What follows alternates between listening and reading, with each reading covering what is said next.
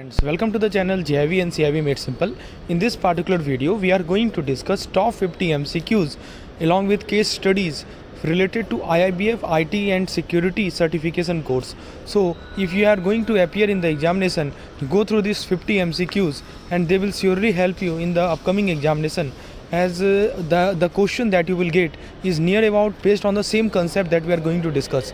So yeah, I will explain each and every, and also if you want to prepare the content as per the IIBF syllabus in a proper manner, so you can check out our courses on IT and security.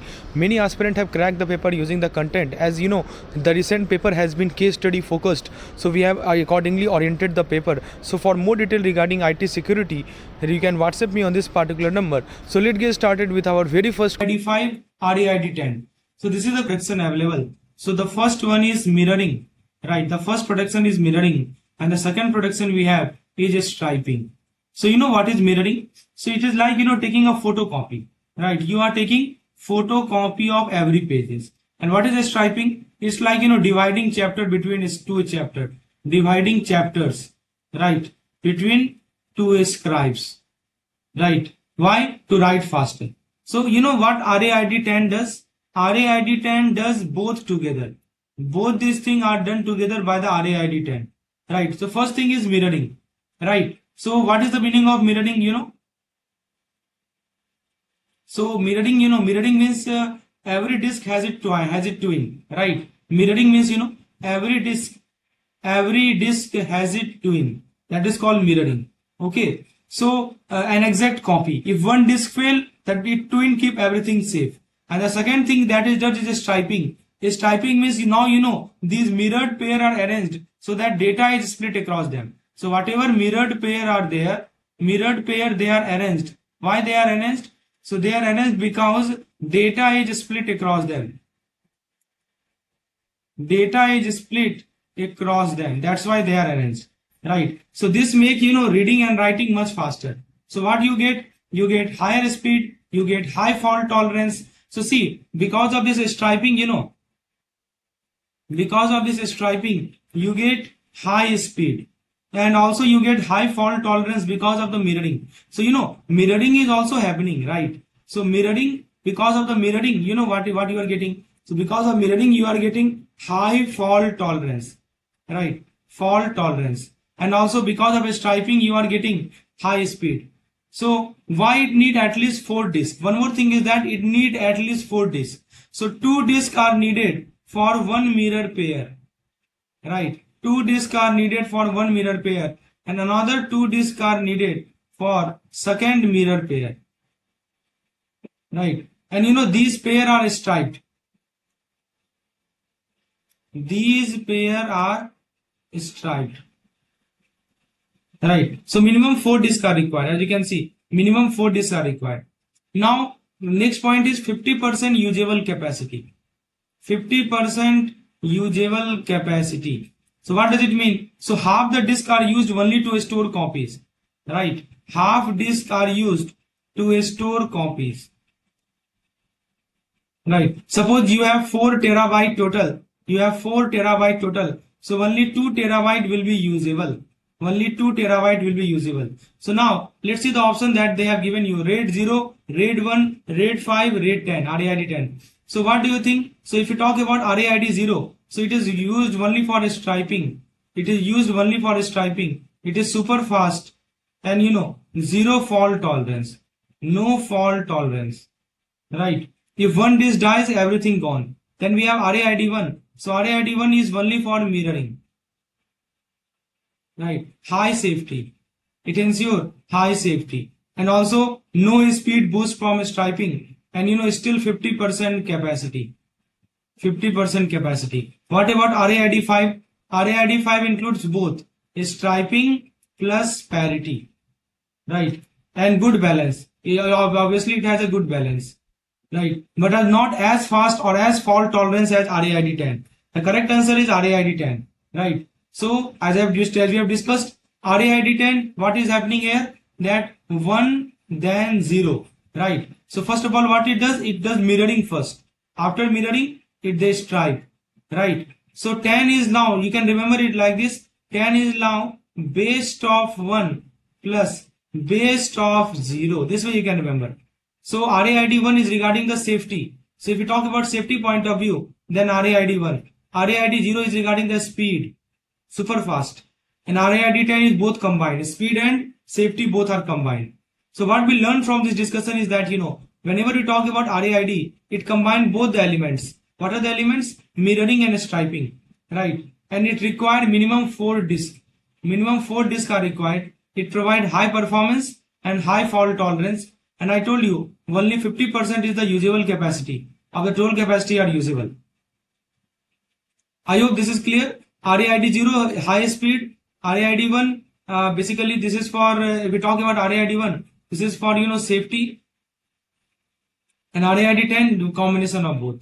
Now the next question is, what type of rootkit is considered the most difficult to detect and remove because it modifies core operation, system component, such as kernel module or system call, right? So which type of rootkit is considered the most difficult to detect? That's the question. Option they have mentioned you, user model, kernel model, memory rootkit or bootnet, right? So that is the question. Now friends, let's talk about this. So you can think of this operating system. So this question pertains to the operating system. You can think of the operating system like a multi-story building. You can think of the operating system like, multi-story building, right? So the top floor, you know it very well, OS layer we are talking about operating system. So top floor is what? So top floor is the user area. When I say user area, it means, apps, programs, etc. And when you see the basement, that is system core.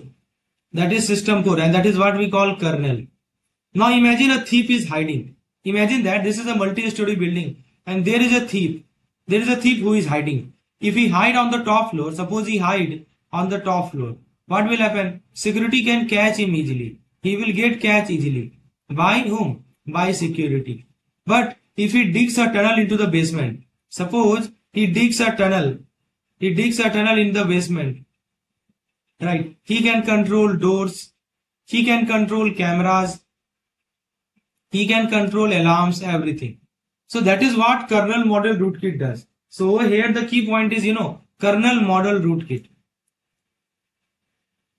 right? So that is what it does. What it does, it enters the deepest and the most powerful part of the operating system, that is called kernel, right? So it can do in the kernel, it can secretly modify the kernel module system call, device driver. So this let it hide process, hide file, hide register entry, turn off antivirus, hide other malware. Basically, it becomes the boss of the operating system.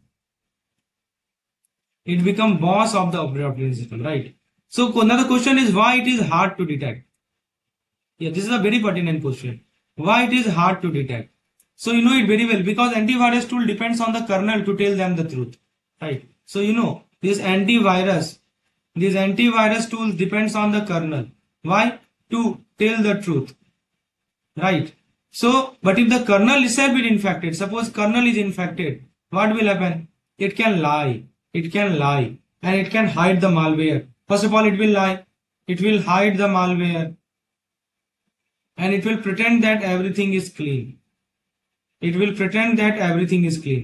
that is why, kernel model rootkit are considered among the most dangerous and hardest to remove. Even removing them incorrectly can cause system crash, corrupted OS, and complete boot failure. Now let's come back to this question. So the question is, this is regarding the, rootkit only. So the option they have, question was, which type of rootkit considered the most difficult to detect and remove because it modifies the core operating system?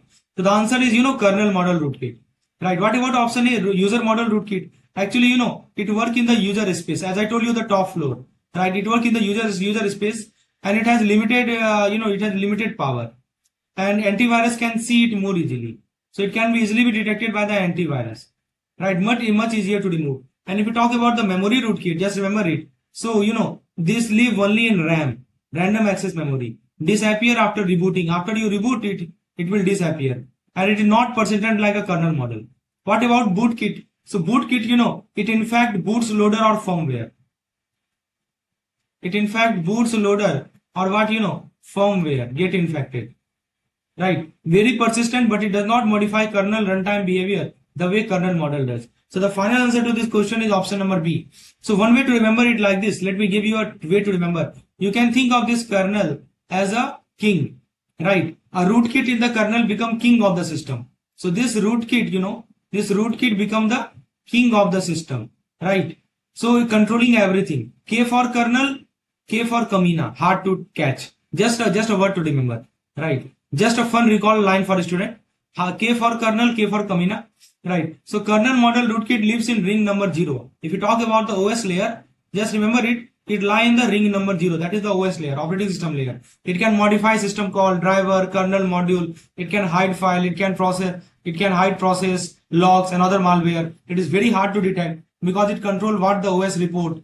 Wrong removal can crash the system. User modification examination in IT and security. So if you want unit-wise lecture of the entire syllabus as per the IIBF, you can check out our course on certification examination in IT security. You can see we have divided the entire syllabus in 4 modules, module A, B, C, and D. If you go through module A, so there are unit-wise classification, like module A have unit 1 to unit 8 PDF, and inside each folder you will get one theory PDF, one MCQ PDF. So theory folder consists of all the important theory related to that particular topic in the point wise format, as you can see, and similarly MCQs cover all the possible MCQs based on those theory. So this will help you revise the entire content in very easy manner. And separately also we have added a separate folder for previous year question paper, so that you can check out the memory based question with just eye and smart observation, right? So what attacker tried to steal? Attacker tried to steal the ATM pin, mobile unlock pattern, password, credit debit card detail,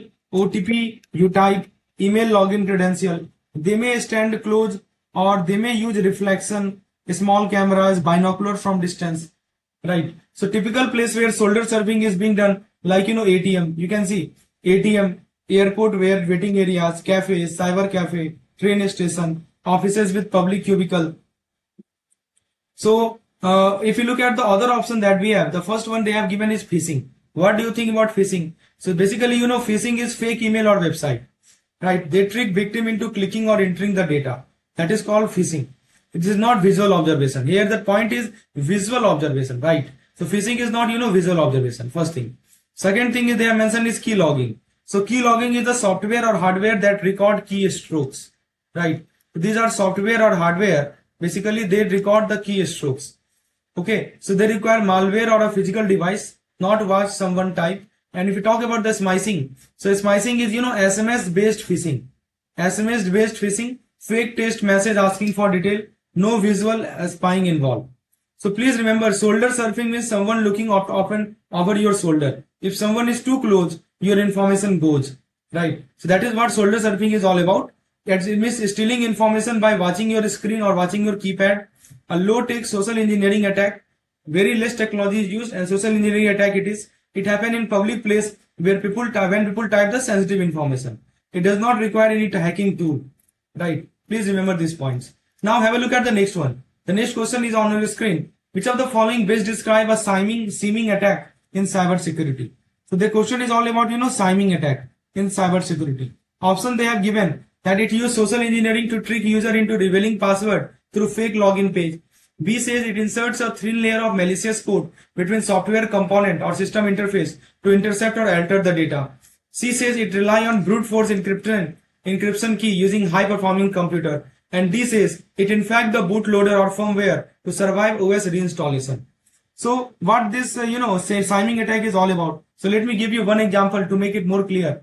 Imagine that two friends are there. Two friends are passing note in a class. Two friends are passing notes in a class. Now what happened? Person A, he write the message, and person B, he receive it. Person A write, person B receive.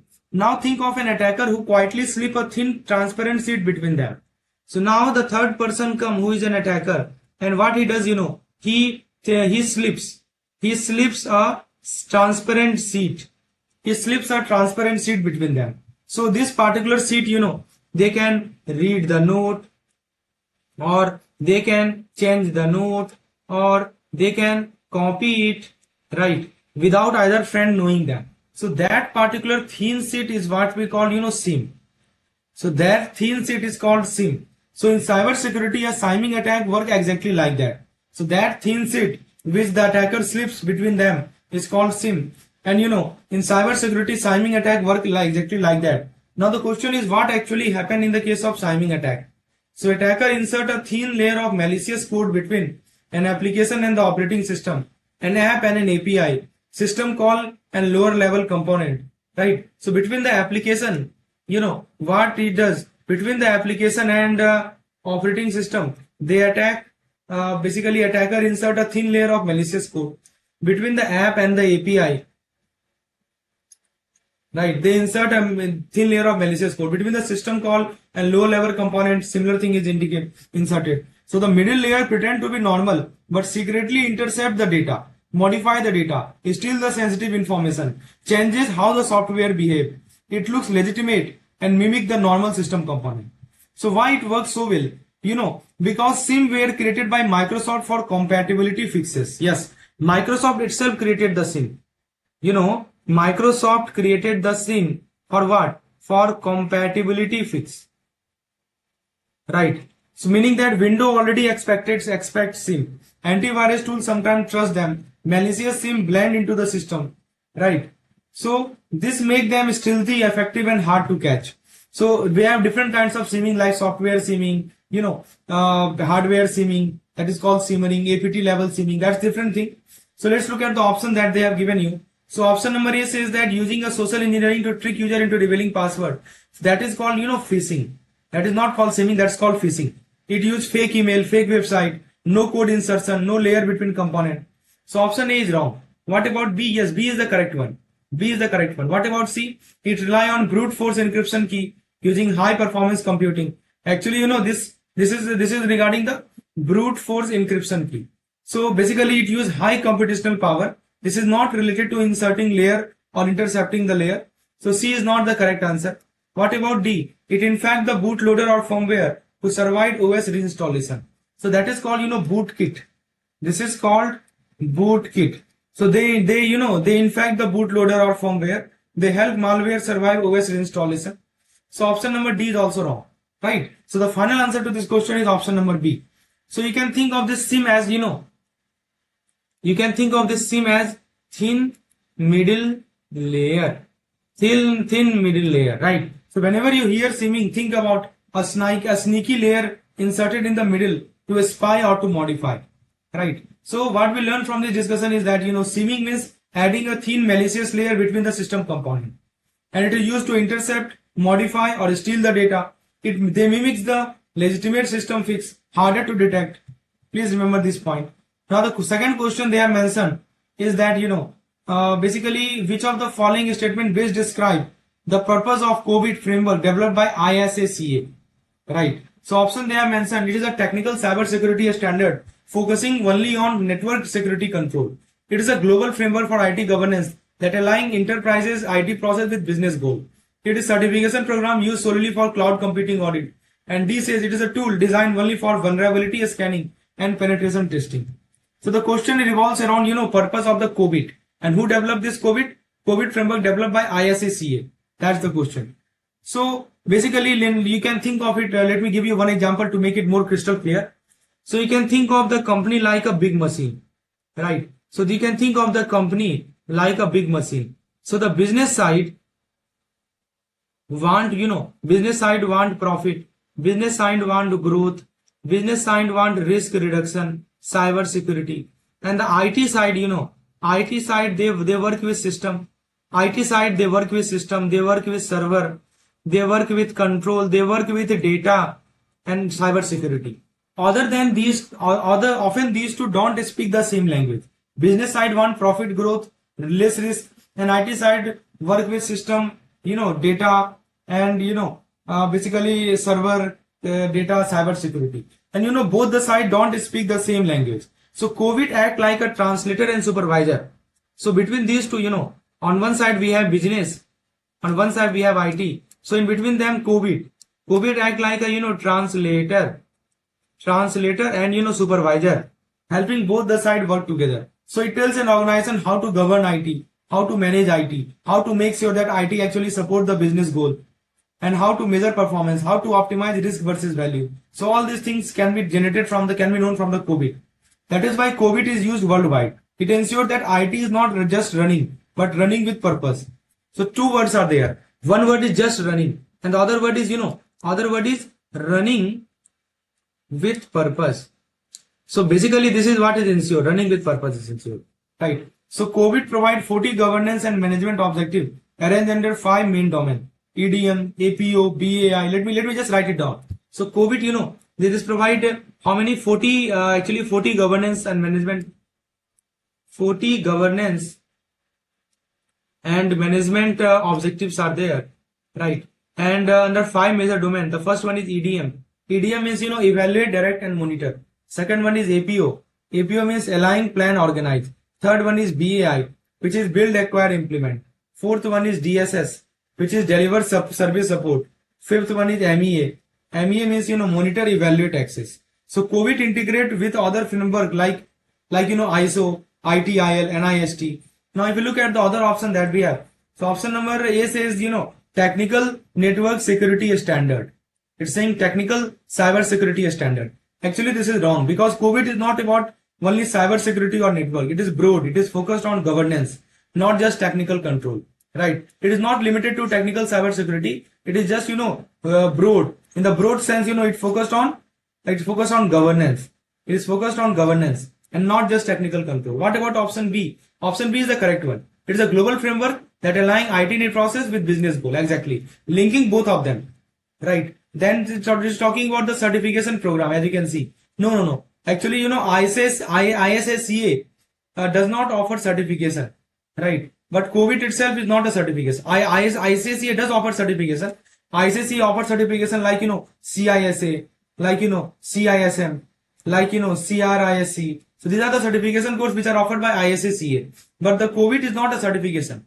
What about option D? It says a tool, pen testing or vulnerability tool. It is always saying penetrating or vulnerability tools.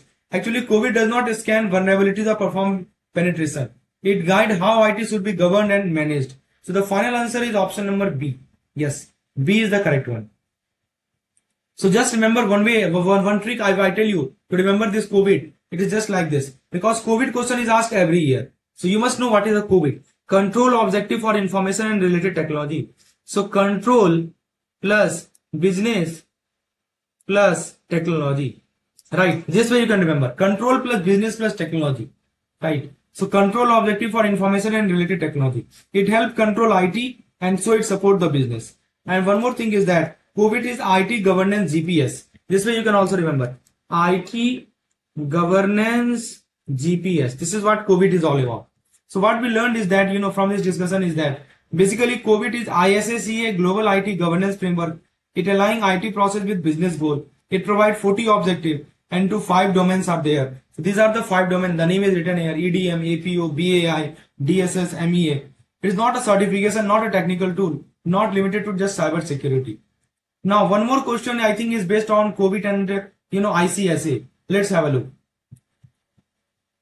So the question is, which COVID domain is responsible for serving, setting a strategic decision, ensuring value delivery, and monitoring risk or monitoring compliance, basically performing the core governance role in the framework. That is what the question is. APO, align, plan and organize. BAI, build, acquire and implement. Evaluate, direct and monitor. EDM, and monitor, evaluate and access. MEA. So friends, let's try to understand. You can think of the company like a cricket team. So let me give you just one example to make it crystal clear.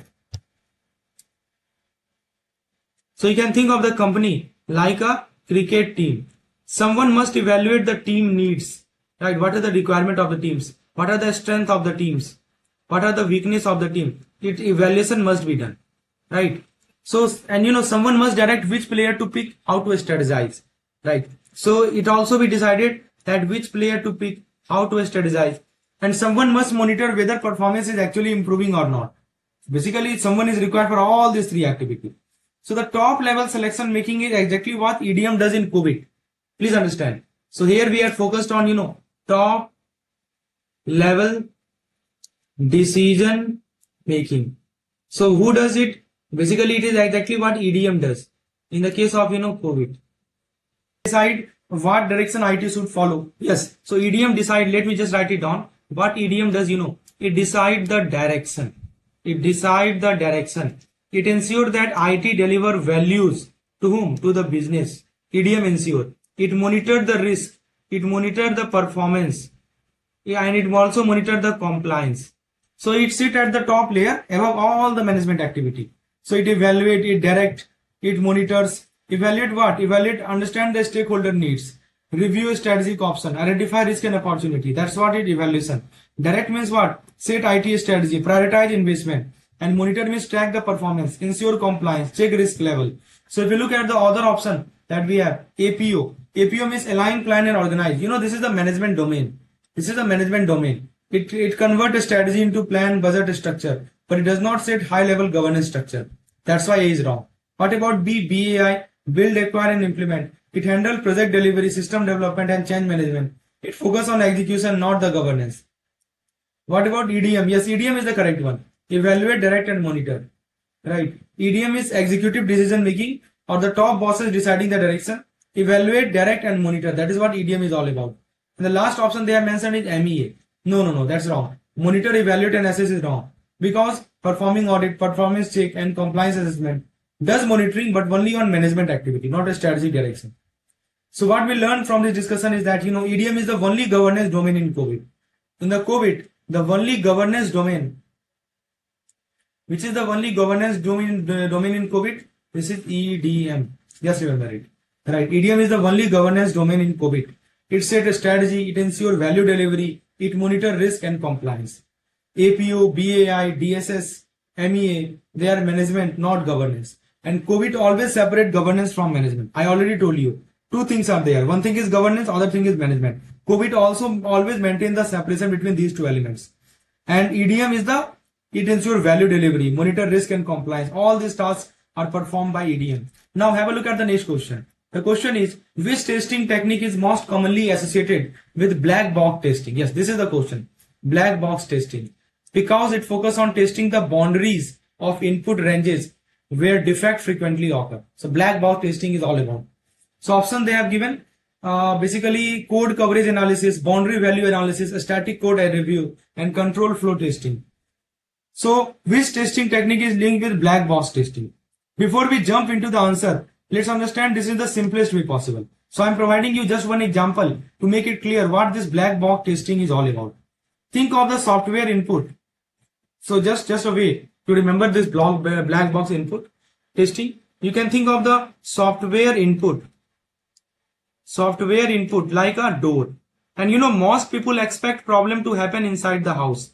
But actually, the door, or we can say the boundary, either you call it the door or you call it the boundary, right, is where the most mistake happen. Most mistake happen at the door or the boundary. For example, if a form asks you to enter age between 18 and 60, the risky point are 17, the risky point are 18 minimum, risky point are 60, risky point are 61. So these ages, these boundaries are where developer often make small mistakes, right? Here developer often make small mistakes at these ages or boundary. So what tester does, the tester, they use a special technique. Tester use a special technique to check these critical age point. To check these critical age point, tester use a special technique. And that technique is what we call, boundary value analysis. This is called, boundary value analysis.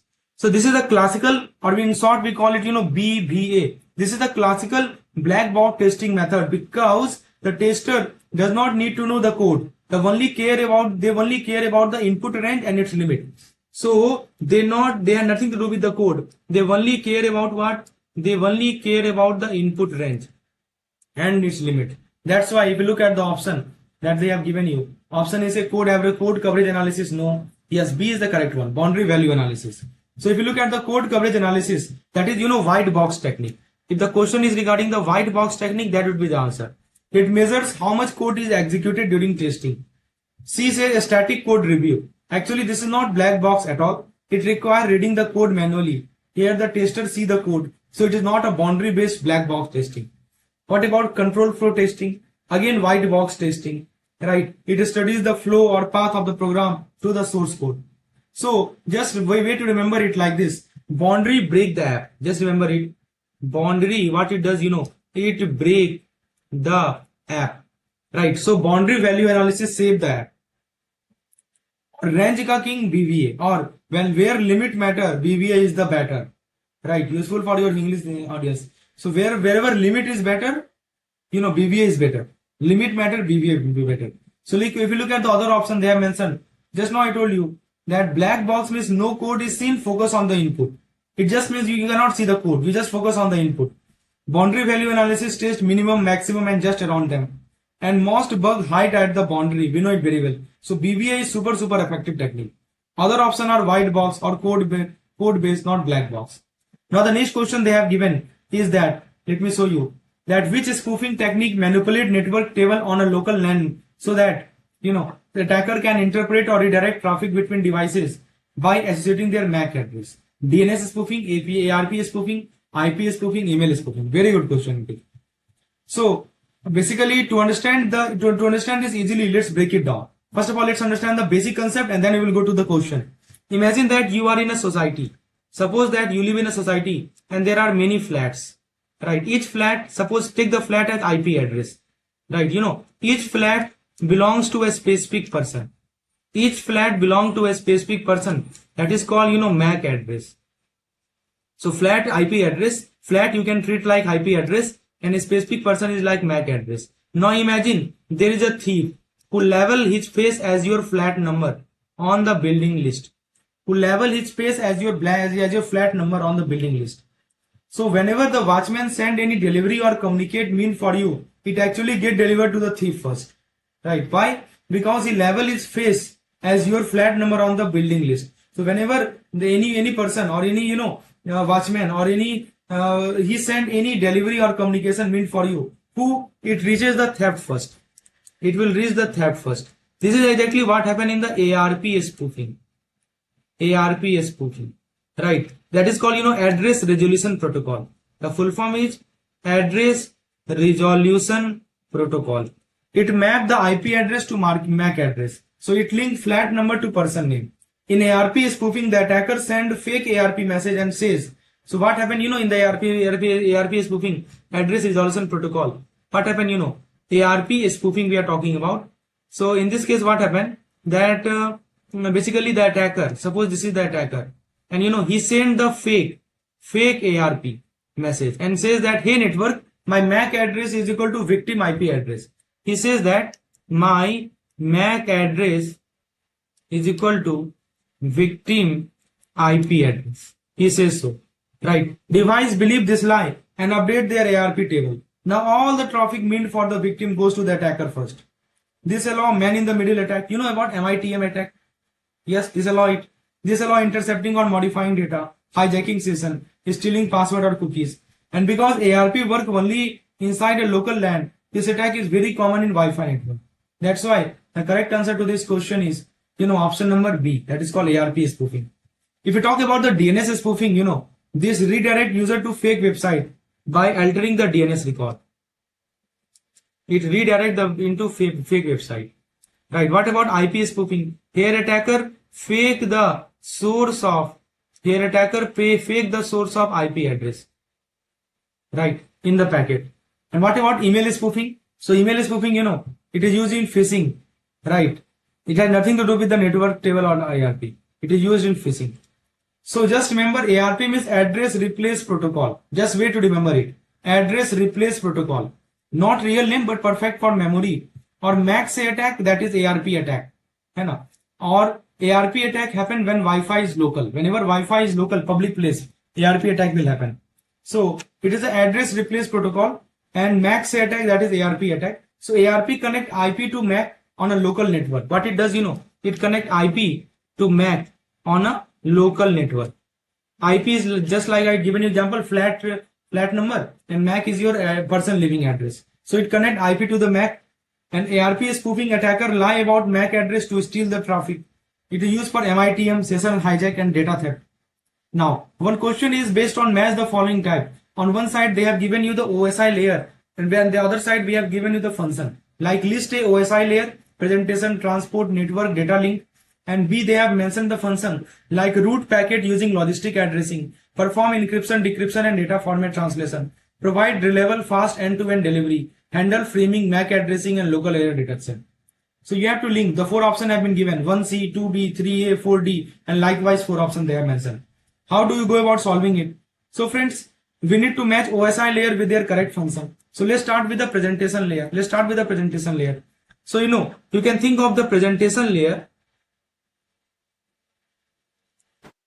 You can think of the presentation layer as the translator of the network world. Just like how you convert a movie file from MKV. Suppose you convert moving file from MKV to MP4, right? Or you unzip or zip a file, or you encrypt or decrypt a message. All of that work happen at the presentation layer. All these things happen at the presentation layer. So that you can think of it like translator. Now, transport layer. So let's just match it.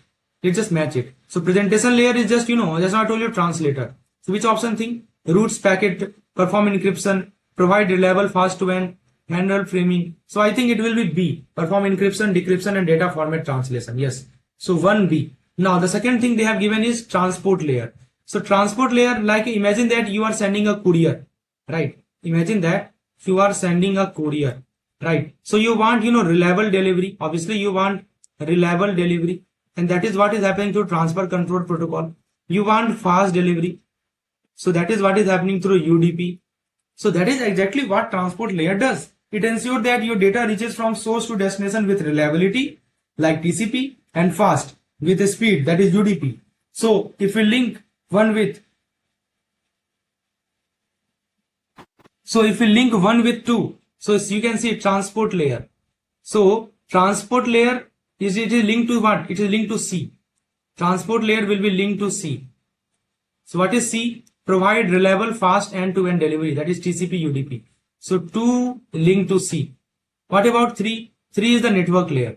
Network layer is routing with IP address, right? Route packet using logical addressing. So 3 will be linked to A, right? So 3 will be linked to A. If we talk about the network layer, so what network layer is all about? So network layer means Google map of the internet. Network layer is the Google map of the internet. It decides which route to take, using what logical address, it forward packet from one network to another through the router.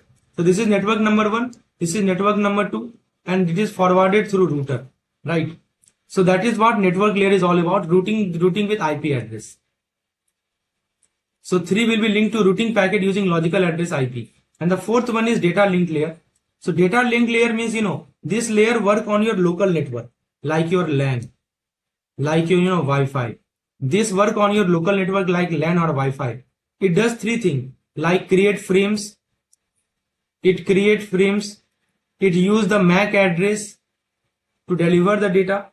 So data link layer, it create frame, it use MAC address, it check for basic logical error, right? So that is framing, MAC addressing, and local address detection. Which of the following is not one of the 5 principles of COVID-5? Right? Option A, meeting stakeholder need. Option B, implementing automated IT process. Option C, enabling a holistic approach. And option D, separating governance from management. So friends, let's explain what this question is all about. So what do you think the correct answer? The correct answer to this question is option number B, that is implementing automated IT process. Why? Let's break down. First of all, option A saying that meeting a stakeholder need. Imagine you are running a bank and your customer, employee, and regulator all have different expectation. COVID-5 ensure that IT service align with business goal and meet everyone need. Just like a restaurant ensure good food, quick services, and hygiene for the customer, IT governance ensure a smooth operation for all stakeholders. So this is indeed a principle. Let's see option number C, enabling a holistic approach. Think of an organization like a human body. If one part fail, the entire body suffer. Similarly, COVID-5 COVID-5 promotes a holistic approach, meaning that IT governance should be well connected and considered all aspects like security, like compliance, or efficiency. It is not just about one area; it's about the whole system working together. So this is another principle of COVID-5. Let's look at option D: separating governance from management. Think of a school. The principal, so principal is like governance, right? Principal you like governance, and the principal set the rule, and teachers, they are the managements, right? The teachers implement them. In IT governance ensure policies are set and management ensure those policies are followed. So COVID-5 clearly defined these two roles, preventing confusion and improving the efficiency. So this is another principle of COVID-5. But if you look at the option number B, it says implementing automated IT process. See, while automation is very useful in IT, but it is not a core principle of COVID-5, because if you talk about the COVID focuses on governance and management, right? It focus on what? It focus on governance, it focus on management, right? And ensuring that IT support business needs effectively. Automation may be a good practice, but it is not one of the 5 fundamental principles. So let's summarize the fact which we have just covered in this particular MCQs. And the first point is we have covered that COVID-5 is based on 5 key principles: meeting stakeholder needs, covering the enterprise end to end, applying a single integrated framework, enabling a holistic approach, and separating governance from management. So these are the 5 principles of the COVID-5. You must note it down. Next question we have is, which of the following base describe the inherent risk in the context of audit risk? So which of the following base describe the inherent risk in the context of audit risk? Option A: the risk that an auditor failed to detect material misstatement in its financial statement. Option B: the risk arising from the nature of the business or transaction before considering internal control. Option C: the risk that financial statements are misstated due to fraud by management. And option D: the risk that auditor express an inappropriate opinion due to insufficient evidence. So friends, what do you think the correct answer? What is the question is, which of the following base describe the inherent risk in the context of audit risk? So the correct answer to this question is, first of all, let's see the each and every option. Option A suggests that the risk that auditor failed to detect material misstatement in financial statement. So basically, if we talk about this risk, this is called detection risk. This is not called audit risk. This is called detection risk. Why? Because this is the possibility that auditor may miss error or fraud, right, while examining financial statement. So think of an examiner checking answer sheet. If they overlook a mistake, that is detection risk, but that is not inherent risk, right? So you have to decide which is called inherent risk in the context of audit risk. Let's see option number B. For example, let me give you one example to make it more clear. Right. So now option B, if we talk about the risk arising from the nature of the business or transaction before considering internal control. Yes, this is the correct answer. Right. Why? Because inherent risk is the natural risk. Remember, if we talk about the inherent risk, it is the kind of natural risk. Right. It is kind of natural risk, that comes with a business or transaction even before any internal control are in place. So even before any internal control are in place, right, if any risk arises from the business or transaction, this is called inherent risk. Let me give you one example. For example, a bank deal with high value transaction. Suppose a bank deal with a high value transaction, right, daily. It has high inherent risk. Why? Why this bank have a high inherent risk of fraud or error compared to a small grocery store? Similarly, a tech company investing in volatile cryptocurrency, they have also higher risk than a stable manufacturing company, right? So that is why this option is correct. What about option C? The risk that financial statements are misstated due to fraud by management. This is wrong, because if we talk about this risk, this is called the fraud risk. This is called the fraud risk, which is a type of inherent risk, but not the definition of inherent risk itself. If the company top executive manipulate financial report to show higher profit, that is fraud risk, and that is not necessarily an inherent risk.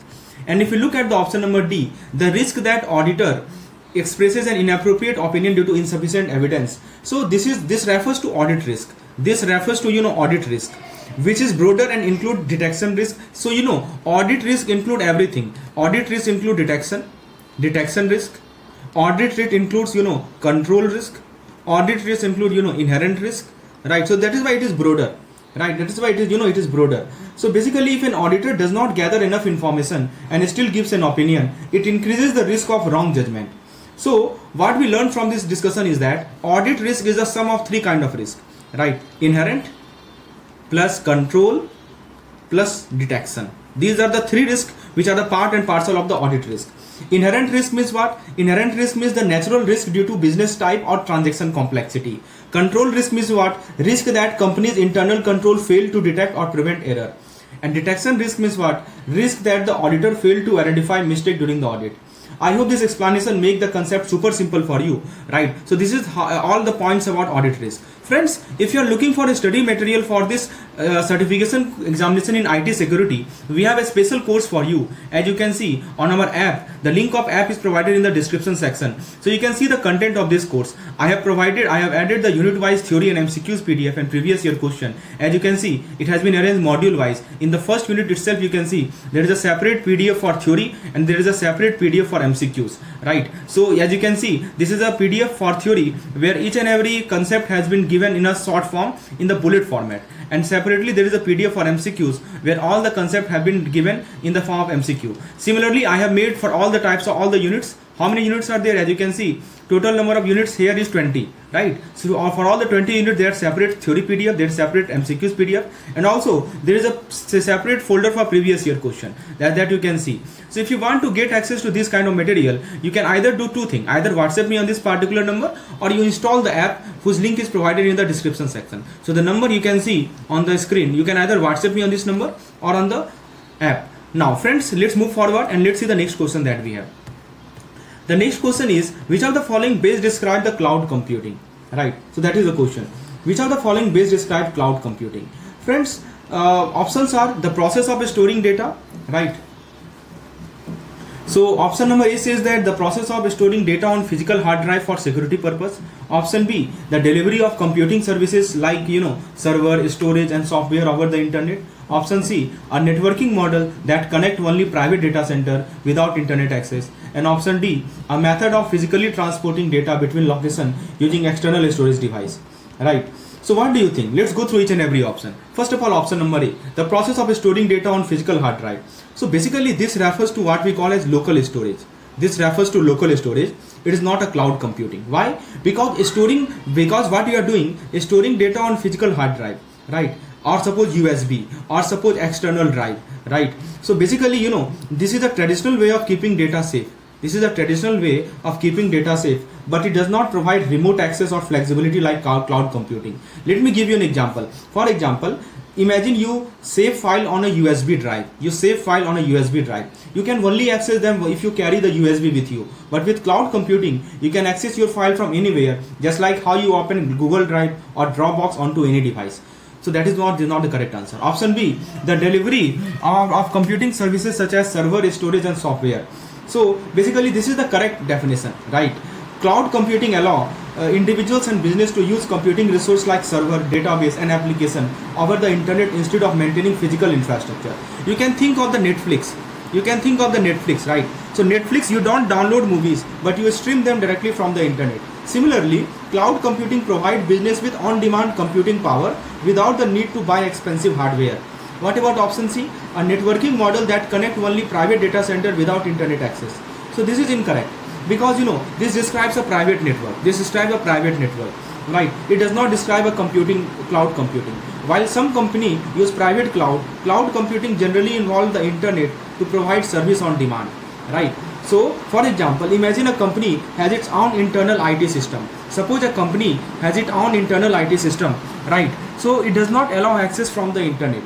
So that is called private data center. This is called private data center, and it is not called cloud computing. Cloud computing, let me give you some example. Cloud service like Google Cloud is there, AWS is there, Microsoft Azure is there. So these use the internet to provide computing resource. So this is not the correct answer. Now the option number D is a methods of physically transporting data between location using external storage device. This is incorrect. This refers to offline. It is called offline data transfer. Right? So basically using some storage device like USB drive or hard disk. So cloud computing eliminates the need for physical device by allowing instant online access. For example, if you store movies on any external hard drive and take it to a friend's house to watch, that is the physical data transfer. But if you stream a movie directly from Google Drive or iCloud, that is cloud computing. So the correct answer to this question is option B. Let's summarize the key point which we have learned in this particular question.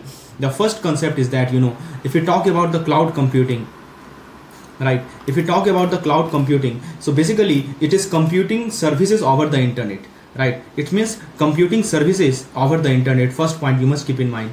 And second point is that it provides storage, server, database, right, on demand. It remove the needs for physical storage device. It allow access to data from anywhere. And examples are Google Drive, Dropbox, Netflix, AWS, Microsoft Azure. I hope this explanation help you understand the concept of cloud computing very easily. Now friends, let's shift our focus to the next question. The question is, which of the following is the primary purpose of software escrow arrangement? Options are to grant full ownership of software to the licensee. Option B, to allow the licensee access to the software vendor source code under specific condition. Option C, to restrict the licensee from using the software beyond the agreed license period. Option D, to enable the software vendor to revoke the licensee access at any time. So what do you think the correct answer? Let's go through first option. It says that to grant full ownership of the software to the licensee. This is incorrect. Why this is incorrect? Because in a software escrow arrangement, what happened, right? The licensee does not get the full ownership of the software. The vendor is still on the right. The vendor has the right. Licensee do not have the right. Right, but under a specific condition, the licensee may get access to the source code. Under a specific condition, this licensee may get access to the source code. Right, let me give one example. Suppose you rent a house. But you don't own it. The landlord still hold the ownership. Similarly, in software escrow, the licensee rent or license the software but does not own it completely. Option B, to allow the licensee access to the software vendor source code under the specific condition. So what do you think? Yes, this is the correct answer. This is the correct definition of software escrow, where a third party holds the source code and releases it to the licensee if certain conditions are met. Like suppose if the vendor goes out of business. So you can think of the locker in a bank. The bank holds valuable for the customer, right? And the items inside can only be accessed when specific conditions are met. Similarly, in a software escrow, the source code is stored securely and released only if needed. Option C, to restrict the licensee from using the software beyond the agreed license period. This is incorrect because this describes a software license agreement. It describes a software license agreement. Does not describe a software escrow. While licensing does limit how long a company can use the software, an escrow arrangement is about ensuring continuity in the case of vendor failure. Let me give you one example. If you subscribe to Netflix, your access stop after your subscription end. But this has nothing to do with your software escrow, which is more about protecting the licensee if something happened to the vendor. Option D, to enable the software vendor to revoke the licensee access at any time.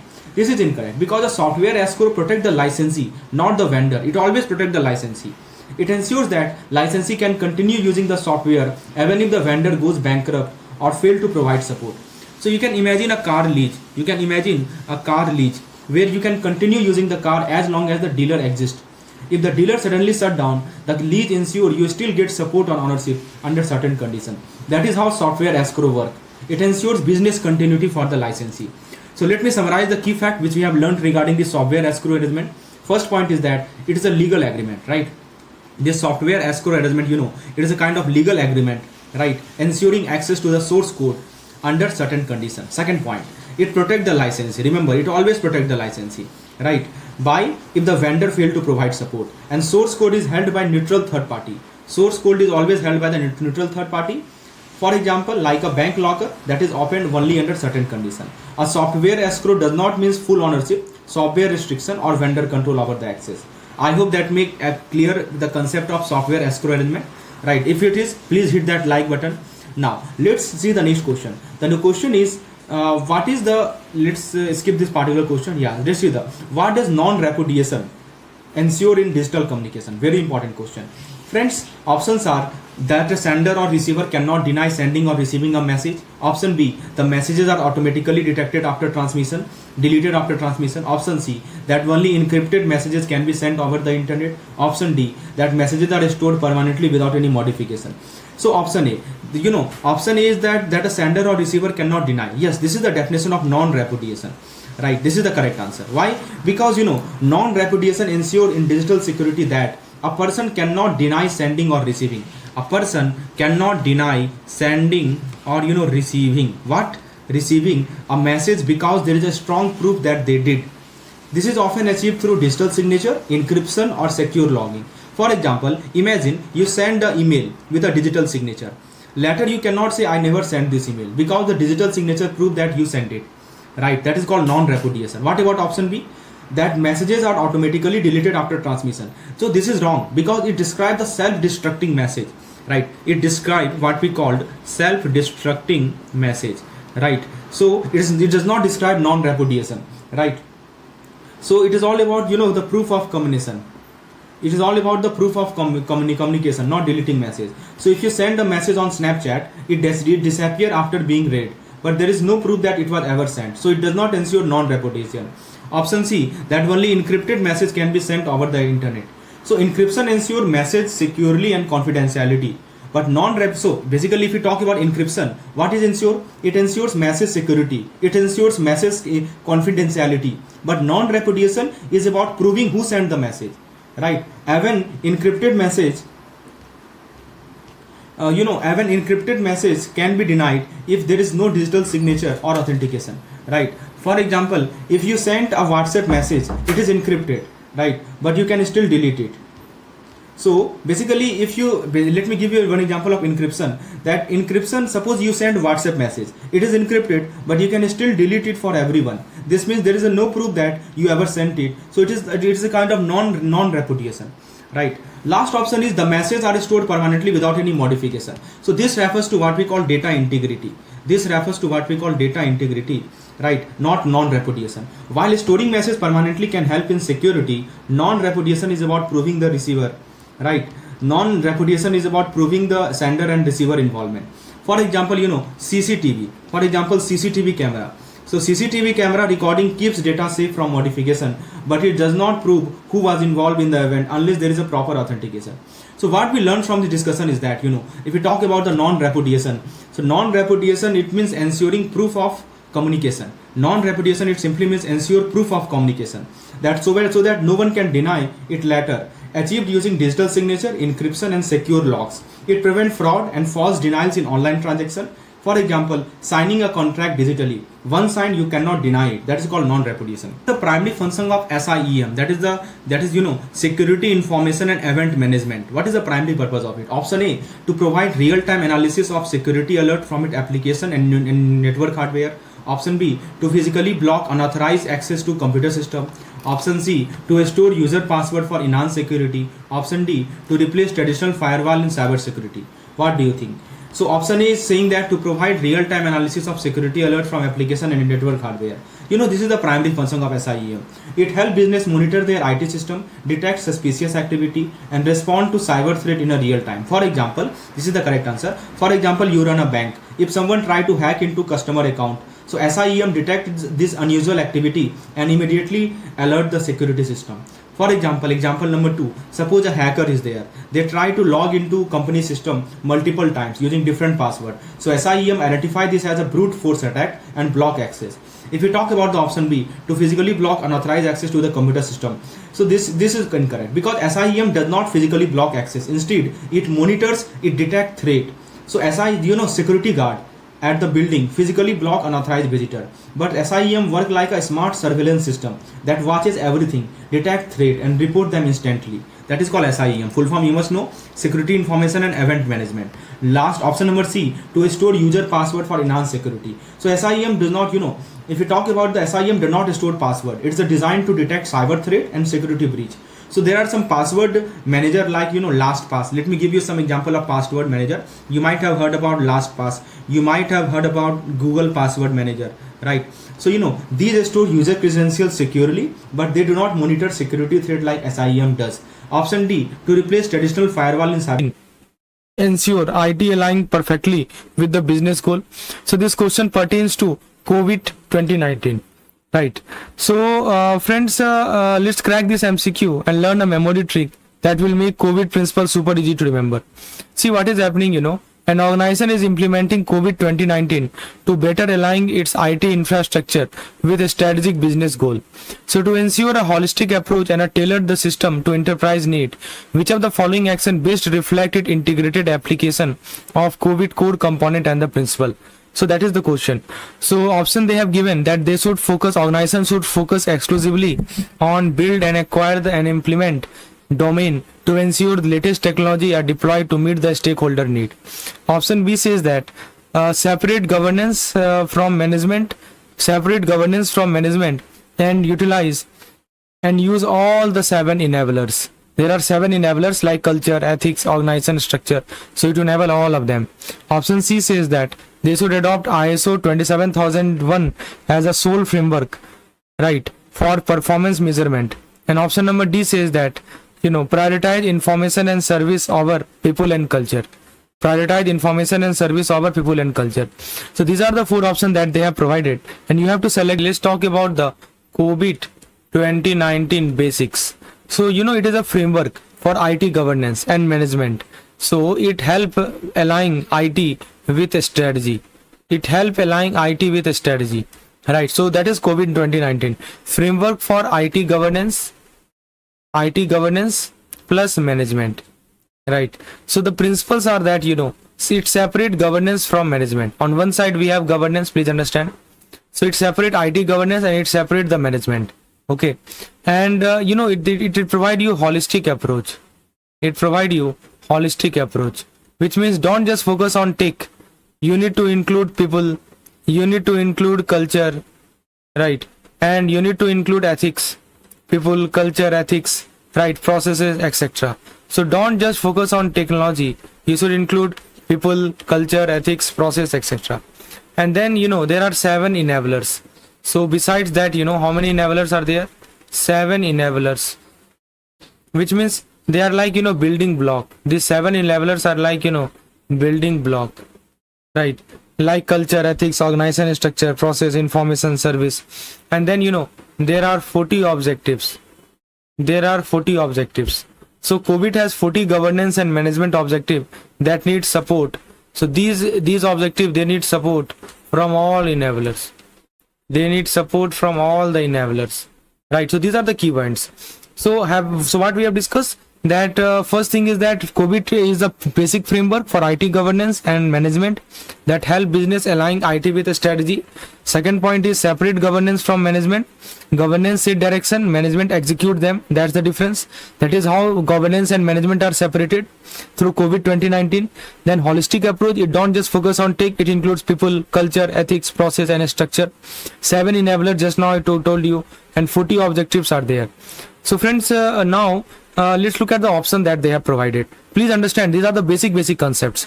So option number A, if you look at, this is that by build, acquire and implement domain. Actually, it is too narrow. It is very narrow. Right, it is too narrow. Only one domain, not holistic. So it's only say about only one domain. Right. Only one domain, it is not holistic. So option A is wrong. What about option B? Separate governance from management while ensuring all the 7 enablers are utilized to support the 40 governance and management objective. Yes, if you look at the option number B, this is the perfect one, because it clearly states that it separate governance from management, because governance set direction. Yes, please understand, governance always set the direction, while management is someone who execute those direction. That's why governance and management are separated. And already I told you there are 7 enablers who are called the building blocks. Right. So B number option is perfect. It separates governance from management and uses all the 7 enabler to support the objective. Yes, B is correct one. What about C? ISO 27001 is great, but COVID is not replaced by other framework. Please understand. You cannot replace this COVID. With other framework. Right. So adopting 27001 standard as a sole framework for performance and measurement. So what I'm telling you, that ISO 27001 is great, but COVID is not replaced by other framework. That's why option number C is wrong. What about D? D says that prioritizing information and service enabler over people and culture. So what do you think about option D? Is it correct? See, prioritizing some enabler break the holistic principle. If you prioritize someone, so obviously the holistic principle will break down. Right? So option number D is also wrong. The correct answer to this question is option number B. So one way to remember it like this. So you can think of the COVID like say James 7. So there is a way to remember this. Whenever question is asked regarding to COVID, think of them like James 7. What does it mean? So G means governance. G means governance versus management. E means enablers. Enabler means what? Enabler means 7 enablers are there. Then M means management objective. Management objective. There are 40 objective. And S strategic alignment. A strategic alignment. So whenever you hear this COVID, just remember this word James 7, right? For the holistic governance. So James 7 for holistic governance. So what we have discussed, let's have a quick revision. I told you that COVID 2019 includes IT governance and management alignment. Two things it includes fancy, right? Let's break this down in simple term and learn a quick trick to remember the strongest 2FA tool. So basically what is happening, this is a case study presented before you. So an organization is upgrading its identity and access management system. That's called IAM. In short, you call it identity and access management system like IAM. So an organization is upgrading its IAM system to a zero trust model. So to achieve the highest level of security and phishing resistance while adhering to the core principle of 2FA, which of the following implementation strategy is most effective? So you have to tell me that to achieve this while adhering to the 2FA core principle, which implementation strategy is most effective? Option they have given that password plus 4-digit pin via email. You can see primary alphanumeric password plus 4-digit pin via registered email address. Option B, adaptive 2FA system based on behavior and location. Option number C, combining you have to combine the password plus hardware token plus biometric scan. And option number D, 2 position based factors like SMS, OTP and push notification. So these are the 4 options that they have given. So let's talk in detail about the 2FA. 2FA means two-factor authentication. Let's talk about it. So basically what is this 2FA? Two-factor authentication means using 2 different type of security check. Using 2 different security checks. That is called 2FA. So using 2 different security check from different category. First category is something that something right? Like your password, your pin, something that's the other thing. And second thing is something you have. What you have? You have hardware token, right? You have hardware token, you have phone, and something you are. So biometric like fingerprint or face. So that is called two-factor authentication. So basically it involves 2 different security check from different category. Something something you have, and something you are. And there is a principle here. The principle is called zero trust principle. What's the name of principle? The principle is called zero trust principle. So what does it say? It says that never trust, always verify, right? It says that never trust, rather always verify.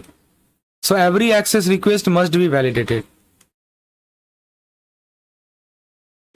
Access request to be validated. So never trust, always verify. That is called zero trust principle. So every access request must be validated. That's called zero trust principle. So two-factor authentication, I told you 2 different security checks, something something you have, something you are. And zero trust principle say never trust, always verify. So that is the point. So now let's look at the option that we have. Option number A say requiring a primary or alphanumeric password followed by secondary 4-digit pin to the user registered email address. So option number A says that both the password and pin are knowledge based. What do you think? So if both the password and pin are knowledge based, so it is a weak combo, right? So this is not the correct answer. It's not effective one. Now option number B says that adaptive authentication. You can see adaptive authentication. It may sound smart, but it is not two-factor authentication because it is skip the second factor. There is no second factor here. How can you tell that second factor? What about C? So C says that 2 different position based factor, SMS plus push. Yes, exactly. This is the correct one, right? Same category. So basically if you look at the C, it combines knowledge. What is your knowledge? So sorry, we are talking about C here. It combines a knowledge based factor, that is a password, with a position. Position means hardware token or inherence, which is called biometric. So it combines all of them. That is what I told you. Something that something that you have, something that is called position, something that you know that is called knowledge, something that you are, right? So combine both of them, then that's called two-factor authentication. So it combines knowledge based factor with a position based factor or an inheritance based factor. This is the strongest and phishing resistant. That is called two-factor authentication. And the same question was exactly asked in the examination. And option number D says that utilizing two different position based factor such as SMS based OTP. No. Actually, you know, two position based factor, it means same category. So here the category is the same, right? So this is weaker security. Option D is wrong. The correct answer is option number C. So you need to combine a knowledge based factor with a position based factor or inheritance based factor. So one way to remember it like this, let me tell you. So one way to remember what we have discussed just now, you can just remember it like this. 2FA means, let me write it down. Two-factor authentication means no plus have or are. Either of the two, have or are. So no means like password, you know your password, right? Have means, you know, token, and R means, you know, biometric.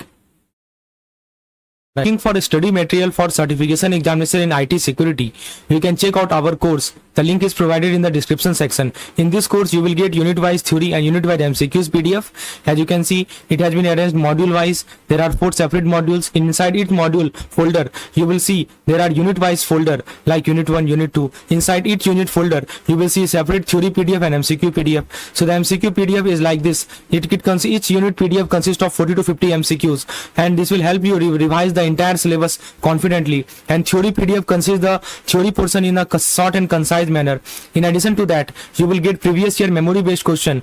There are 3 folders which I have added, and it being added on continuous basis. So it consists of memory based question which have appeared in the examination. You can check out the entire course. Many aspirants have cracked the paper using our material. So in the description section of the video, I have provided the link. Please go through that link. It will help you crack number 3.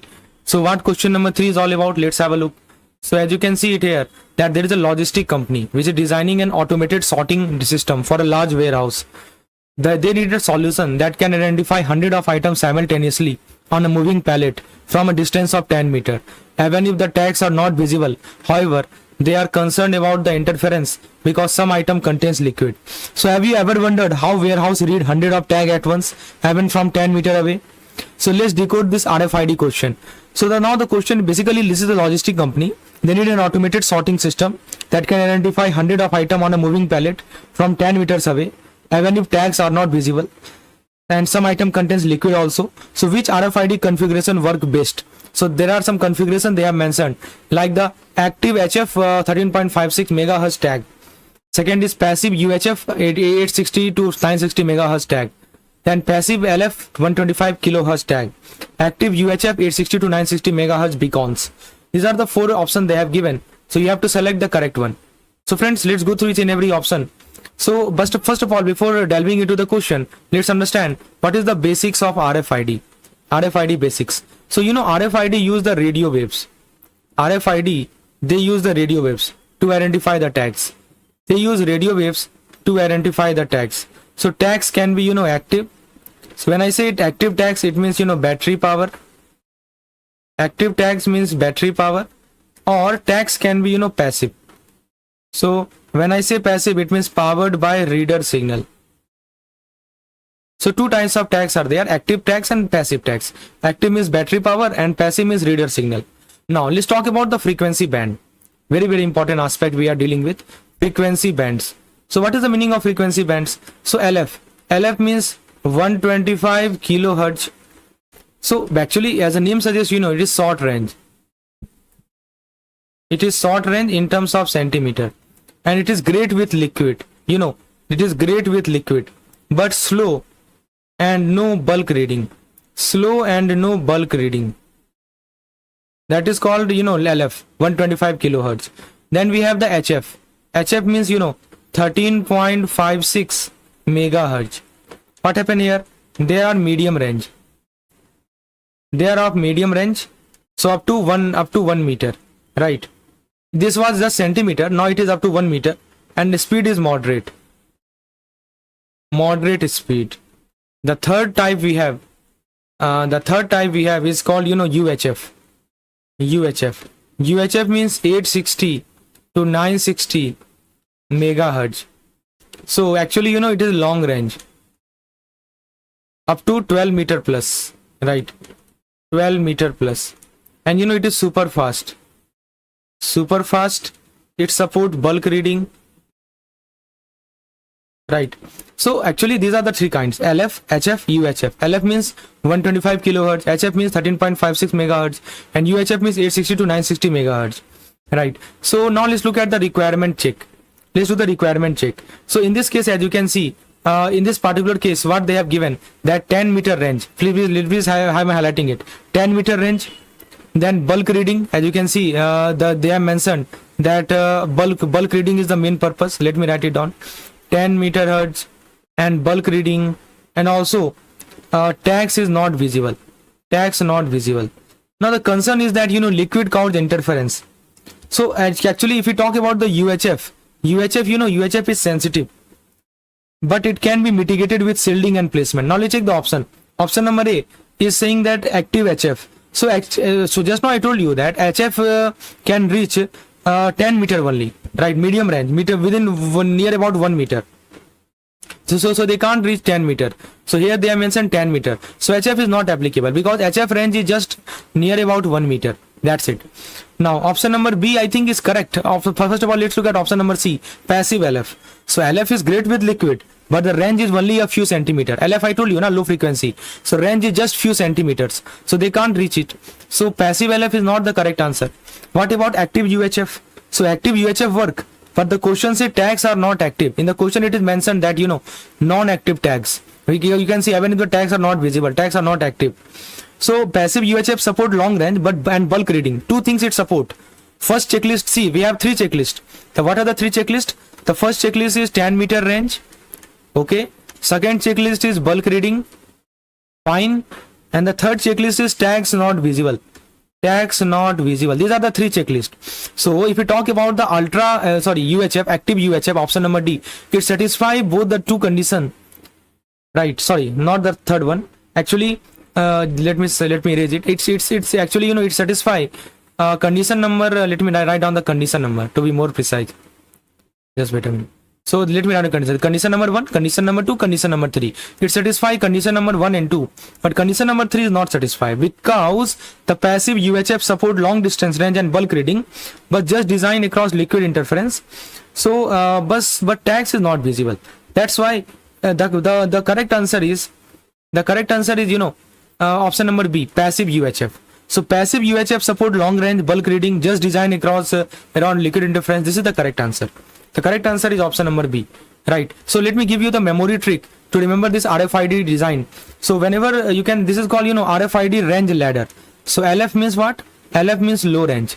LF means low range, few centimeter only. HF means you can think of halfway. This way you can remember halfway, like 1 meter. Then UHF means ultra range. So when I say ultra range, it means 10 meter plus. So LF is animals, HF is library, and UHF is pallet and logistic. So what we have discussed here, we have discussed that RFID types we have LF, HF, and UHF. So when I say passive UHF, it is based for bulk reading plus long range.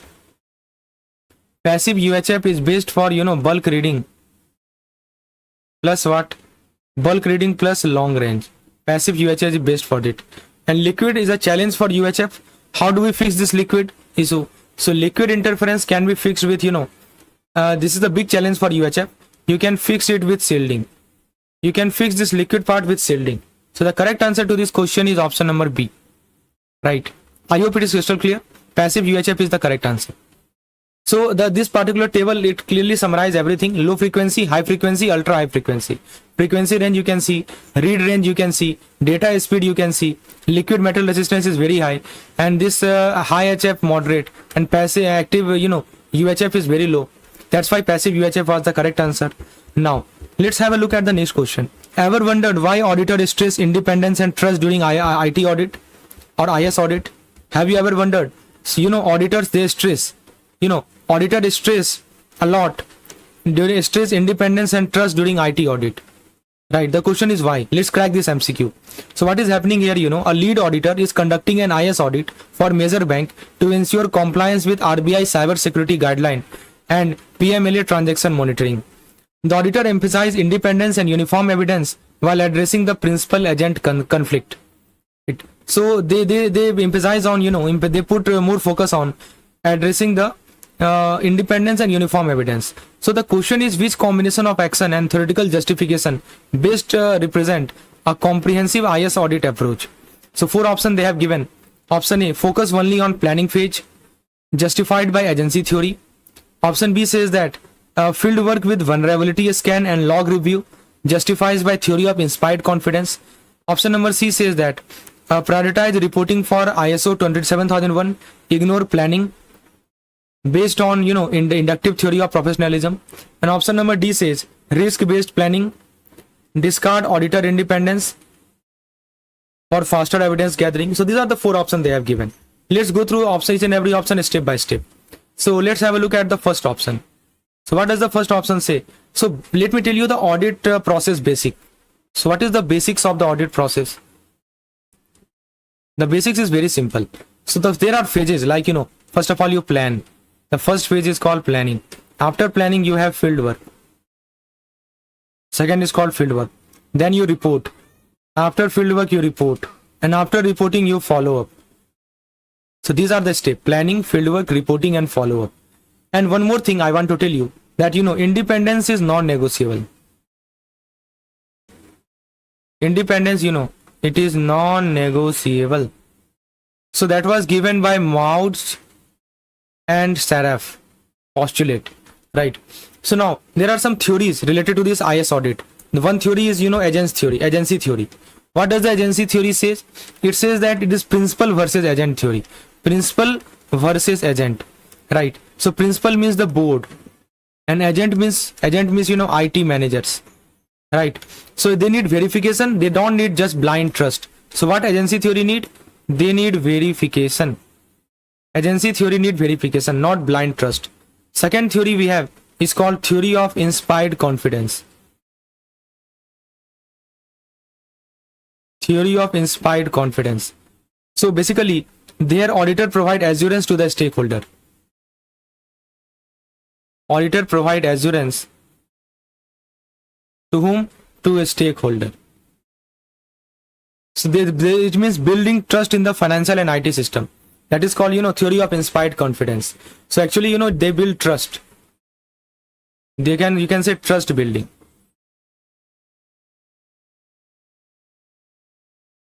And the third is inductive theory. So inductive theory means build on experience but cannot skip a structure scope. It is built on experience. Now let's look at the option. So the option number A, actually it says that it is not about agency theory, which says that actually I told you they focus solely on planning phase. So actually agency, if you look at the agency theory, they need verification, not just planning. I told you agency theory based on principal versus agent, right? It required verification also in addition to the planning. So verification also is required. That's why option number A is wrong.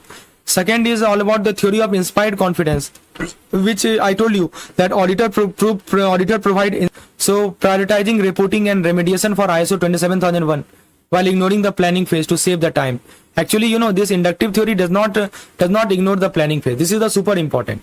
Independence. So skipping planning violate the audit standard. This is wrong. What about option D? Utilizing a risk-based approach during planning to address the Basel requirement. So what risk-based approach is all about? So actually independence cannot be compromised. This is wrong. The correct answer is option number B. Field work, which means testing control via scan and logs, and independence, inspired confidence. These are the two major things, right? Option number B is the correct one. So this is the one keyword you can remember it like this. Let me write it down. One way to remember it, PFRC, which means planning. After planning we have the field work, planning, field work, reporting, and then follow up. Planning, field work, reporting, and then follow up. TIC is called theory of inspired confidence.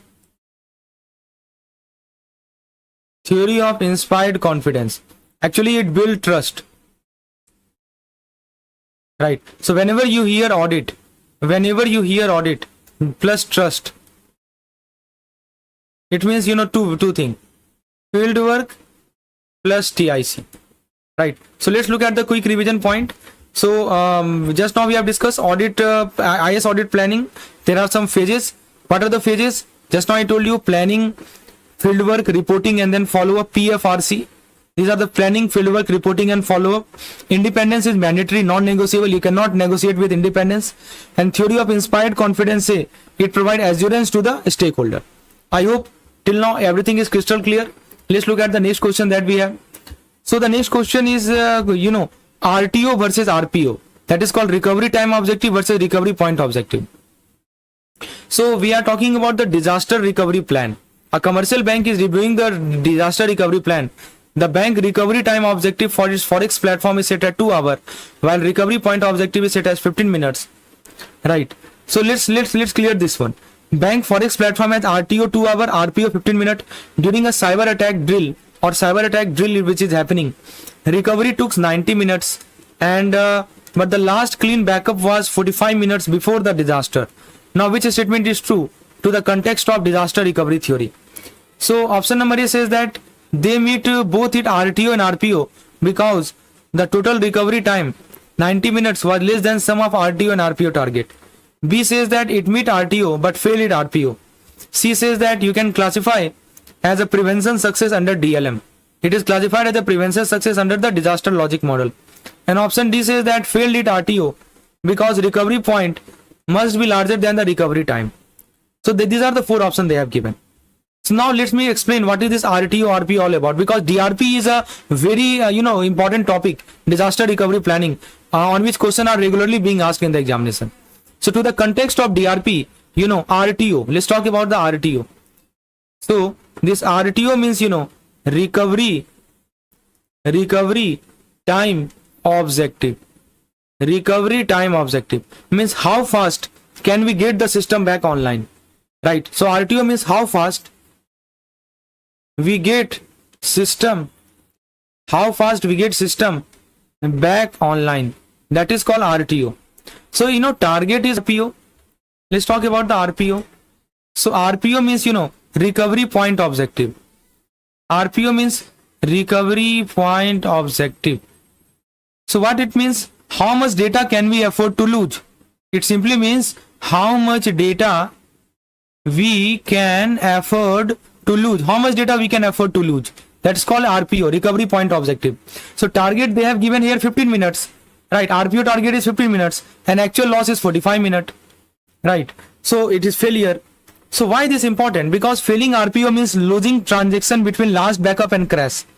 So it is a compliance risk as per RBI and PMLA. Now let's look at the option A. Option A says that option A says meet both RTO and RPO because 90 minutes is less than RTO plus RPO. Actually it is wrong. RTO and RPO are independent, right? Not additive. What about option C? It says that according to DLM, this scenario is classified as a prevention success. Actually, there is no rule that DLM does not classify this as prevention success. What about D? The bank failed at RTO because the recovery point always be equal to get. There's no rules like that. They are completely independent. There is no rule that RPO should be larger than RTO. The correct answer to this question is option number B, right? So option number B is correct. It is perfect. It meet RTO but it fail RPO. So one way to remember this RTO and RPO. So when you can think of RTO like restoration time, and you can think of the RPO like recent point. This is just my way of teaching the thing. So RTO means restore time, RPO means recent point.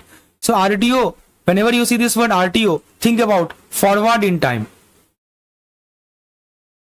Forward in time means how long to recover. Simple word, you ask yourself, how long to recover? That's called RTO, recover time, restore time. And RPO means backward. This is backward in time. That's the difference. This way you can remember. RTO is forward in time, how long it will take to recover, and RPO is backward in time, which means how much data lost. That's the difference. So one way, just remember time versus data. On one side of RTO we have time, on one side of RPO we have data. That's it. So what we have learned, RTO is the downtime tolerance. It means 90 minutes and the 2 hour is the timeline, and RPO is the data loss tolerance, 15 minutes. 15 minutes, right? Please understand.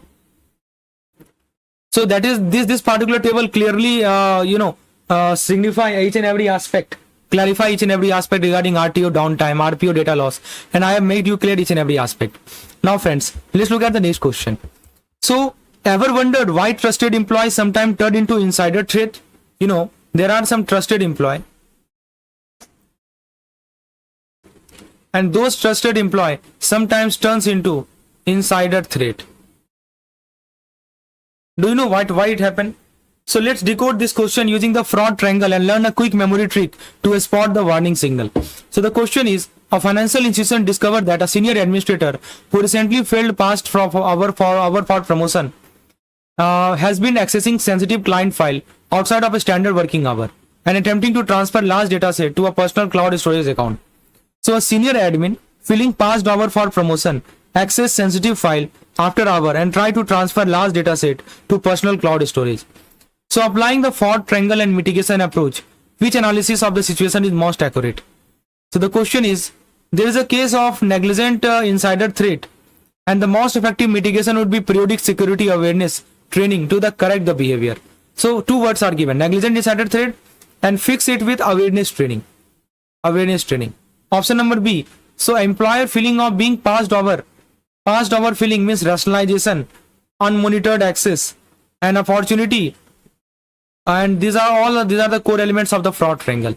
Option C says that privilege abuse, breach involve what? Privilege abuse. So it means accidental leak as per the UEBA theory, as per the user and entity behavior analytics theory. Option D, pressure from financial grudge. You can fix with least privilege access. So now let's look at the step-by-step explanation. First of all, let's clear the fraud triangle basis. What this fraud triangle is all about.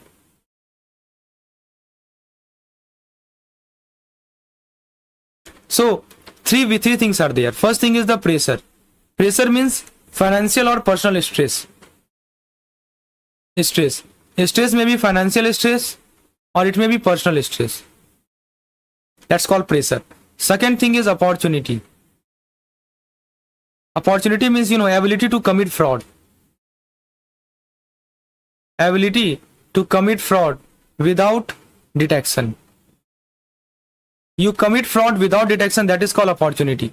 Second point. Third thing is rationalization. So what is rationalization? Rationalization means justifying unethical behavior like company or me. So that's called fraud triangle. 3 words are there. POR. Rationalization means what? Justifying unethical behavior. That's company or me. Now let's look the scenario analysis. So basically, feeling passed over. So this particular senior administrator, he felt passed over. So this is a feeling of rationalization. And unmonitored access. And this is one more thing as given, that unmonitored access. So what is the meaning of unmonitored access? Unmonitored access means what? Ability to come. So basically, opportunity. So and malicious. So if you look at the malicious intent. So option number A, there is a case of negligent insider threat, and the most effective mitigation would be a periodic security awareness. Actually, they have mentioned here negligent. No, it's not negligence. It is a malicious intent. Clearly, they are passing the files, large data set to personal. So this is a malicious intent, not negligence. So option A is ruled out. Option C is about UEBA, user and entity behavior analytics. So it helped to detect it, but option C wrongly call it accidental. This is called, they are calling it accidental leak. No, it's not an accidental leak. Actually, this is now next is the least privilege. So least intentional, not accidental, rather intentional. And option number D is all talks about the least privilege. So actually it is good mitigation, but the main theory here is the fraud triangle. So to the context of this question, we have the correct answer, that is option number B. Employee feeling of being passed over represent rationalization, with their unmonitored access represents opportunity, and these are the core element of the fraud triangle, right? So you can think of the fraud triangle like PRO, pro. Please remember this word pro. So P stand for pressure, R stands for rationalization, and O stands for opportunity. PRO, pressure, rationalization, opportunity. So when you see insider threat, check for PRO factor. Right, I hope it is crystal clear. So malicious insider, fraud triangle, pressure, rationalization, opportunity. How to detect? UEPA, that is user and entity behavior analytics, help you to detect. Right. So malicious insider is a kind of, fraud triangle. UEBA help you to detect it. And mitigation, for mitigation, you should do monitor and you should have least privilege access. This is how you mitigate it. So the correct answer to this question is option number B. Friends, we have some more question available with us. So see the difference between malicious insider and negligent insider. That's the difference. Right. UABA is a detection method. Trigger